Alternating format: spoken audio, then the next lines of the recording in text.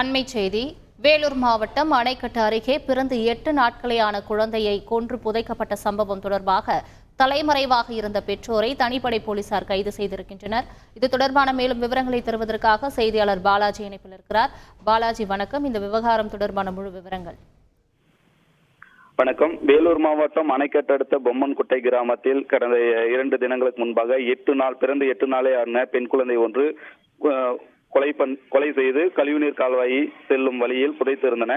இதனை சந்தேகமடைந்த பெற்றோர்கள் புதைத்திருந்ததாக தகவல் வந்தது.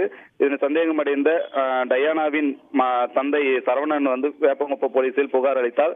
புகாரின் விசாரணை மேற்கொண்ட போலீசார் விசாரணை மேற்கொண்டிருக்கும் போது குழந்தையின் தாய் தந்தை 2 பேரும் தப்பி தலைமறைவாகிவிட்டன. இதனிடையே நேற்று 5 துறை அதிகாரிகள் பிரேத பரிசோதனைக்காக குழந்தையின் சடலத்தை எடுத்து பிரேத பரிசோதனை உட்படுத்தி இரவு நேரத்தில் சடலத்தை அடக்கம் செய்தன. இதனையடுத்து வேலூர் மாவட்ட எஸ்பி மதிவண்ணன் உத்தரவு பேரில் இன்ஸ்பெக்டர் தமிழரசி தலைமையில் 6 பேர் கொண்ட தனிப்படை ஒன்று சிறப்பு தனிப்படை அமைத்து தப்பி ஓடிய தம்பதியினரை தேடும் வேட்டையில் ஈடுபட்டன.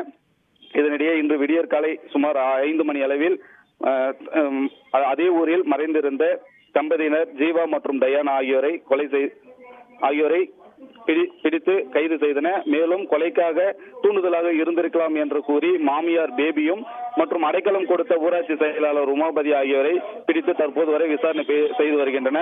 பிரேத பரிசோதனை முடிவுகள் வெளிவந்தால் மட்டுமே கொலைக்கான காரணமும் உண்மையும் தெரிய வரும். விரிவான தகவல்களுக்கு நன்றி பாலாஜி. செய்திகளை உடனுக்குடன் தெரிந்து கொள்ள உடனே சப்ஸ்கிரைப் பண்ணுங்க.